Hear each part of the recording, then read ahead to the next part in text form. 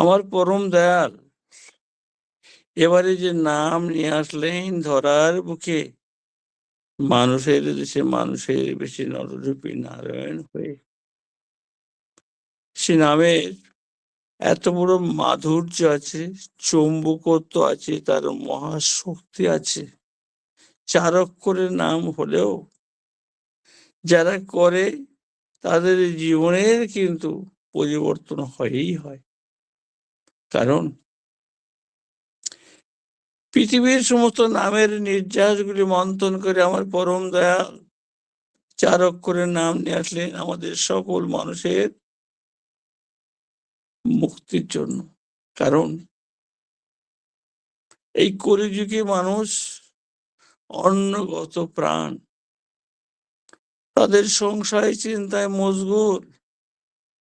তাই এবারে তিনি আসলেন ধরার বুকে একেবারে গৃহী হয়ে, গৃহের মাধ্যমে সকলকে লালন পালন করার মাধ্যমে কেমন করে ঈশ্বরের জগতে, ভগবানের জগতে, ভাগবত প্রেমের জগতে এগিয়ে যাওয়া যায় তারই বিধান তিনি দিলেন নিজে করে এবং করিয়ে। তিনি দয়া করে এবারে আসলেন স্বয়ং সেই দিন দুনিয়ার কুলমালিক। মাঝে মাঝে তিনি অবতারকে পাঠাতেন, তিনি হচ্ছেন অবতার নয় অবতারই। তাই এবার সর্বশ্রেষ্ঠ নাম নিয়ে আসলেন আমাদের মাঝে, আমাদের জন্য। 18 মার্গের 18 স্তরের নাম, যে নামের অনুশীলন করলে একটা ব্যভিচারী, দুরাচারী, অনাচারী জীবন, পাপিষ্ঠ জীবন ভাগবত প্রেমে পরিপূর্ণ হয়ে ওঠে, সেই নাম নিয়ে আসলেন আমার পরম দয়াল। আর সেই নামের মধ্যে নামই যে জীবন্ত থাকেন, সেটা আমরা নিজেরা উপলব্ধি করতে পারি যারা নামময় হয়ে থাকে। আমার পরম দয়াল তিনি একবার কথা প্রসঙ্গে বলছেন, সুশীল রায় এবং প্রফুল্ল দায়দা তারা এমন ভাবে নামময় হয়ে থাকে, তারা পৃথিবীর যে প্রান্তে থাকুন না কেন, আমার কিন্তু তাদের সঙ্গে থাকতে, তার বনে থাকুক, জঙ্গলে থাকুক, গুহাতে থাকুক, গহ্বরে থাকুক, অরণ্যে থাকুক, পর্বতে থাকুক, আমাকে তাদের সঙ্গে থাকতে হয়। কারণ নাম আর হচ্ছে নামে অভেদ। কথায় আছে না, নাম ভজে নাম চিত নাম করে সারা নামের সহিত ফেরেন আপনি সেই ভগবান। ভজ নাম ভজ কৃষ্ণ ভজ নিষ্ঠা করে নামের সহিত রহেন আপনি শ্রীহরি।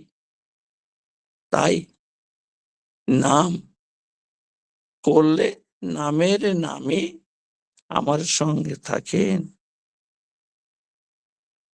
একবার মুকুন্দ দায়দা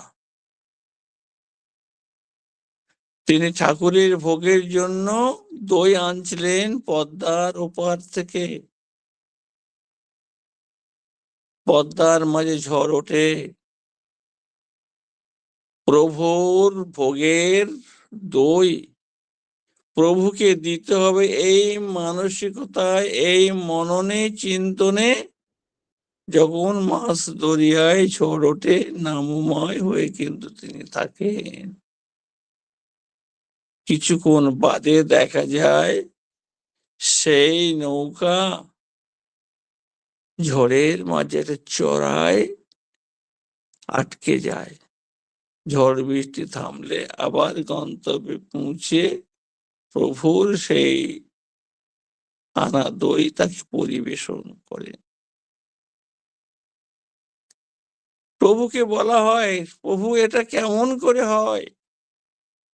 আমার দিন দুনিয়ার কুলো মালিক বলেন, মানুষ যখন মনে ভাবে এটা কাকতাড়ুয় ভাবে এমনিতেই হয়ে যায়, কিন্তু সেটা নয়। নামময় হয়ে থাকলে নামের নামে এসে বুক পেতে নৌকাটাকে বুকে ধারণ করে তাকে উঁচু করে রাখে। আর এমন করেই প্রভুর ইচ্ছা পূরিত হয়, প্রভুর ইচ্ছা বাস্তবায়িত হয়। ঠাকুর অনুকূল চন্দ্রের একজন ভক্ত, নাম নিরাপদ পণ্ডা, ঠিক স্বাধীনতা যুগের সময়কালে তিনি ঠাকুরের কথা পরিবেশন করার জন্য তমলুক অর্থাৎ মেদিনীপুরের তমলুক অঞ্চলে যান। সেখানে ইষ্ট প্রসঙ্গ করার পর কর্মকর্তাদের বলেন, আমি ফিরে যাব, আমার মা অসুস্থ। তারা বললেন, এত রাত্রে যাওয়া ঠিক নয়, দেশের পরিস্থিতি এখন সদ্য সদ্য স্বাধীনতা লাভ হয়েছে, দেশের পরিস্থিতি শান্ত নয়, যাবেন না, রয়ে যান। কিন্তু নিরাপদ পণ্ডাদা কারোর কথা না শুনে বার হয়ে পড়লেন সেই রাতে, নির্জন একাকী। পথের মধ্যে দেখে 4 জন যুবক, তারা সম্প্রদায় মুসলমান ছিলেন। তারা নিরাপদ পণ্ডাদাকে ধরে বললেন, অনেক দিন বাদে কিন্তু আমরা একটা হিন্দু ভাইকে পেয়েছি, এরা স্বাধীনতার সময় আমাদের অনেক মুসলমান ভাইদের হত্যা করেছে, আজকের একে ছাড়বো না, একে আজকের আমরা জবাই করে ছাড়ব। তখন একটা কথা আছে না, অভাবে পরিশ্রান্ত মন ধর্ম বা ব্রহ্ম জিজ্ঞাসা করে নতুবা করে। দুর্দশাতে কাবু যখন বৃত্তি কাবু তাই, বাঁচার টানে মানুষ তখন বিধির পানে ধায়। তখন প্রাণের আশায় প্রাণ ভিক্ষার আকুতিতে একেবারে ইষ্টময় হয়ে নামময় হয়ে রইলেন। বুকের পৈতেটা বার করে শরীরের হাত জোর করে তাদের দিকে বলছেন, বাবা তোমরা শোনো, তোমরা তো আল্লাহর মানুষ, আল্লাহ দু একটা কথা শোনো। আমিও সেই আল্লাহকে পরিবেশন করে আমি বাড়ি ফিরছি। এমন সময় দেখা যায় এক মৌলবি এসে তাদের মাঝে উপস্থিত। সেই মৌলবি বলছে, তোরা চিৎকার চেঁচামেচি করিস কেন এত রাতে? তখন তারা বলছে, অনেকদিন বাদে মৌলবি সাহেব একটা হিন্দু ভাইকে পেয়েছি, এরা আমাদের অনেক মুসলমান ভাইদের হত্যা করেছে, একে আজকে আমরা জবাই করব। ও কাছাকাছি এসে বলো, আরে তোরা কাকে ধরে আছিস? ও যে আমার দোস্ত। তখন ওদেরকে বললে, তোরা একে ছেড়ে দে, এরা একজন বা দুজনে গিয়ে তমলুকে গিয়ে বাসে তুলে দিয়ে তারপরে আয়। মৌলবীদের কথা সাধারণত সবাই মেনে চলে মুসলমান ভাইরা, যেহেতু মৌলবী সেহেতু তার কথা মান্যতা দিয়ে নিরাপদ পণ্ডাদাকে ওই দিনের মধ্যে তাকে ছেড়ে দিয়ে বন্ধু বাস স্ট্যান্ডে পৌঁছে দিয়ে বাড়ির প্রতি রওনা হওয়ার সুযোগ করে দিলেন। পণ্ডাদা বেঁচে গেল, মনে মনে ভাবছেন, এই রাতে কে আসলেন মৌলবীর বেশ ধরে আমাকে রক্ষা করার জন্য। এই ভাবনা শেষ নেই। ভাবতে ভাবতে বাড়ি এসে ওই চিন্তা করেই কিছুদিন বাদে ঠাকুর আশ্রমে গেলেন নিরাপদ পণ্ডাদা। প্রণাম করে উঠতেই ঠাকুর বলছে, ও নিরাপদদা, অত রাত্রে কিন্তু কারোর কর্মকর্তাদের কথা অমান্য করে একা আসতে হয়? যাই হোক, আপনার মায়ের আশীর্বাদ ছিল, পরম পিতার দয়া ছিল, আপনি এই যাত্রায় রক্ষা পেয়ে গেলেন। আর এদিকে এই 4 জন যুবক পরের দিন রাতে সেই মৌলবীর কাছে গিয়ে বলছেন, আজকে রে, গতকাল যদি আপনি না থাকতেন ওই হিন্দু ভাইটাকে কিন্তু আমরা কেটেই ফেলতাম। তখন সেই মৌলবী সাহেব বলছেন, আমি তো গতকাল সন্ধ্যার সময় এখানেই ছিলাম, কোনো জায়গায় যাই নাই। তখন তাদের বুঝতে অসুবিধা হলো না? সব মানুষই কিন্তু আল্লাহর মানুষ, সব মানুষই প্রভু পিতার মানুষ।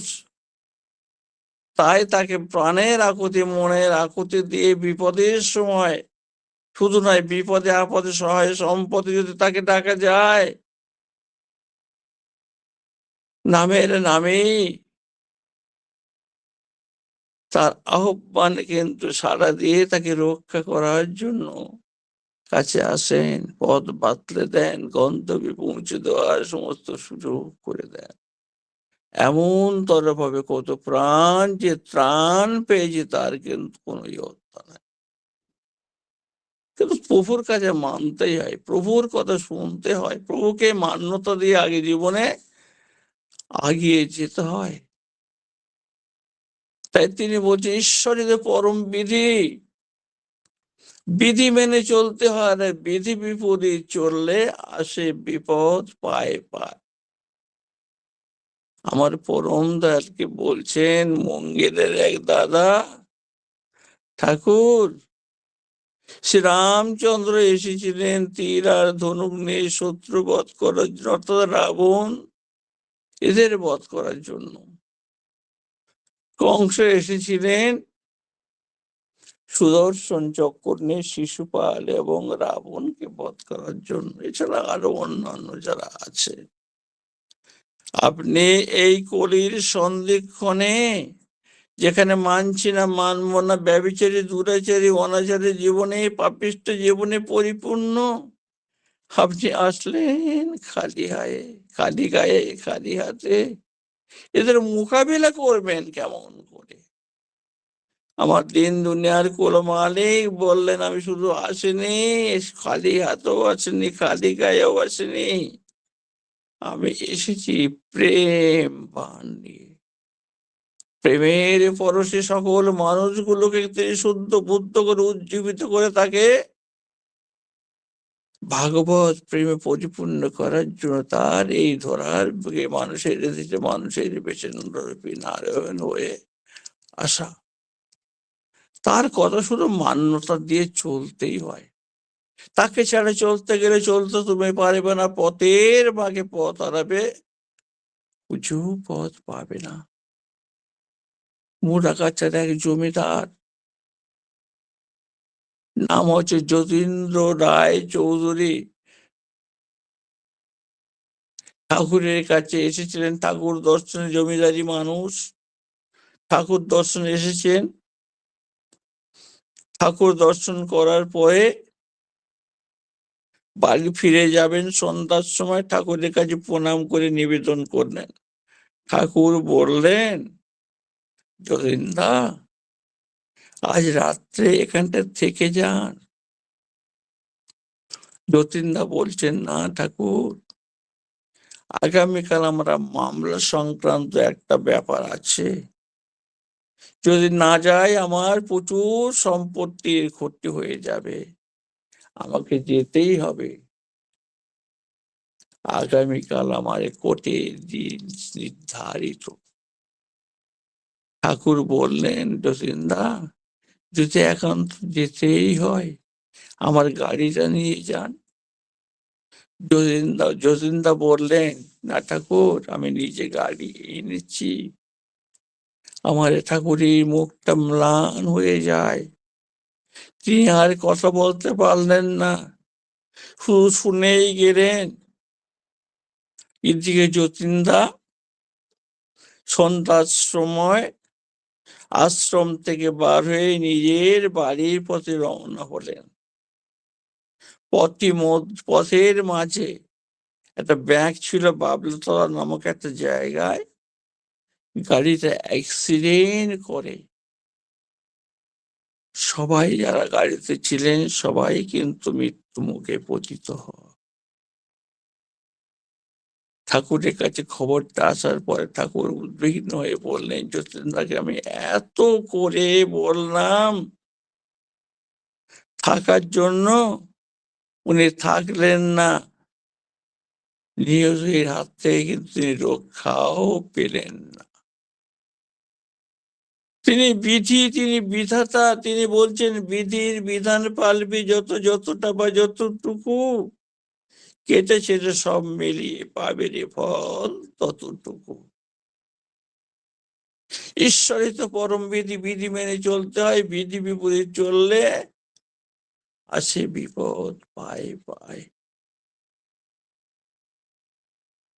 আশ্রমে চারিদিকে তখন বিভিন্ন গুঞ্জন, যতীন্দ্রা ভক্ত মানুষ, ঠাকুর যদি ভগবান হয়ে থাকেন যতীন্দ্রাকে বাঁচাতে পারলেন না কেন?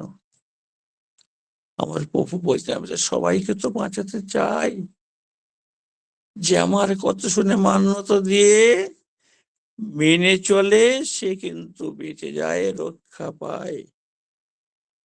যে মান্যতা দেয় না, মেনে চলে না,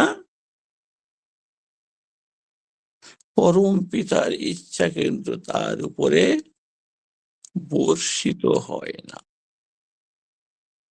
যতীন্দ্র যখন আশ্রমে আসলেন, আমি তার চারিদিকে শুধু দেখছি, তার প্রেতাত্মা আমার চারিদিকে ঘুরে বেড়াচ্ছে। প্রফুল্ল দাস দা বলছেন যদি আপনি এটা দেখেই থাকেন তাহলে ওর কাপড়টা ধরে আটকে রাখলেন না কেন? ও জীবনেতে যাত্রে বেঁচে যেতেন। আমার পরম দয়াল বলছেন হ্যাঁ আমি আটকাতে পারতাম, ধরে রাখতে পারতাম, তাকে রক্ষা করতে পারতাম, কিন্তু কোর্টে না যাওয়ার কারণে যে সম্পত্তির ক্ষতি হতো, সারা জীবন আমাকে দোষারোপ করে বলতেন ঠাকুরের ইচ্ছাতে, ঠাকুরের কথাতে মান্যতা দিয়ে থাকার কারণে আমার এত টাকার সম্পত্তি চলে গেল। সে চলে গেল এই জীবনে, কিন্তু তার সম্পত্তি হারানোর খেদ, দুঃখ, হতাশা আমার উপরে কিন্তু আর থাকলো না। কোনোদিন বলতে পারবে না ঠাকুরের জন্য আমি রয়ে গেলাম আশ্রমে, ক্ষতি হয়ে গেল আমার অনন্ত জীবনের অনন্ত সম্পদ।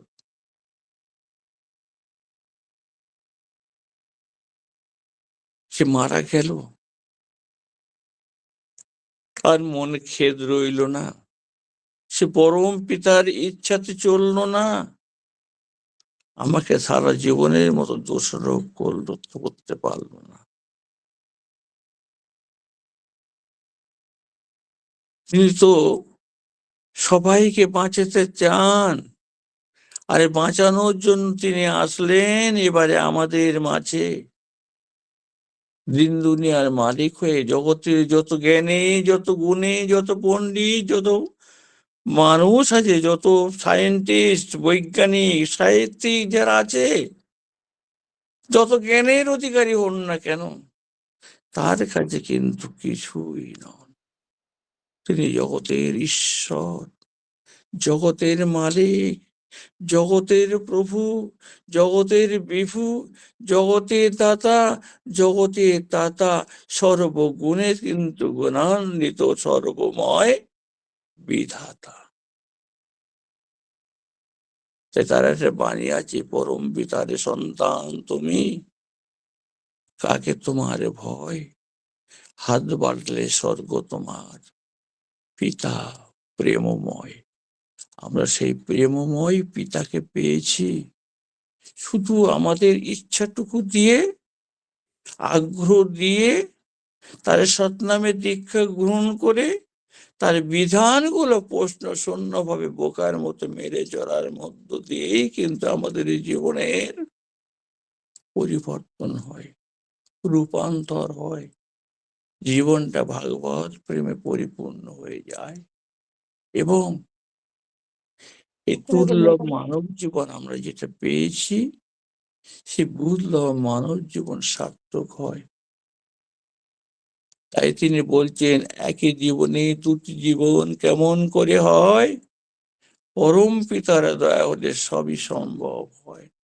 তার ইচ্ছাটুকু মেনে চললে, তিনি বলছেন আমার হাতে যদি লাগামটা দেওয়া হয়, তাহলে পৃথিবীর শত শত কুষ্টি থাকুক না কেন, সেগুলো ওলট পালট করে চুরমার করে তাকে কিন্তু আমি পরিবর্তন করে দিতে পারি, যদি মানুষ নিজের ইচ্ছাতে চলে, আমার কথা মান্যতা না দিয়ে পরম পিতার ইচ্ছাতে যা হওয়ার তাই হয়ে যায়। জয় গুরু দাদা। জয় গুরু দাদা, এখানে শেষ রাখলাম। সবাই ভালো থাকবেন, সবাই সুস্থ থাকবেন, সকলের সর্বনিষ্ঠচল মঙ্গলময় শান্তি সত্যময় জীবন ফিরে পুনরাতুল পাদপদ্মে প্রার্থনার মাধ্যমে জানিয়ে আমার কথায় বিরতি টানছে। জয় গুরু। জয় গুরু দাদা। জয় সত্যি গুরু। কথা বলতে থামাতেও ইচ্ছে করছিল না, কিন্তু যেহেতু পরের জন দাদা আমার উপস্থিত, তাই থামাতে বাধ্য হলাম। এত সুন্দর করে যাজন করছিলেন যে নাম নাম নাম এবং নামই অভেদ, যে এবং নাম করলে যে তিনি সঙ্গে থাকেন এবং তিনি যে সব দিক দিয়ে রক্ষা করেন, যদি তাকে মেনে চলি তাহলে তিনি রক্ষা করেন। তার ঘটনাগুলো যখন বলছিলেন, সত্যি সত্যি আমরা যেন অনুভব করছিলাম তিনি আমাদের সঙ্গেই আছেন। এত সুন্দর করে আলোচনা করেন, কিন্তু না, মন তো ভরলো না। আবারও আসবেন আসবেন মানে আমরা ডাকবো, আপনি সাড়া দিয়ে আসবেন, এই অপেক্ষায় থাকলাম। পরম পিতা নাগার আতুল চরণে আপনার সার্বিক মঙ্গল প্রার্থনা করি দাদা। খুব ভালো থাকুন, সুস্থ থাকুন এবং পরম পিতাকে নিয়ে আনন্দে ভরপুর হয়ে থাকুন, এই কাতর প্রার্থনা দয়ালে নাগার আতুল চরণে। জয় গুরু দাদা। সবাই ভালো থাকবেন, আপনারা সবাই ভালো থাকবেন, পরম পিতার ইচ্ছাতে চলবেন, জীবনে দেখবেন কোনোটা কিন্তু বাধা হয়ে দাঁড়াবে না, গন্তব্যে পৌঁছাবেন পৌঁছাবেন পৌঁছাবেন। জয় গুরু। জয় গুরু দাদা।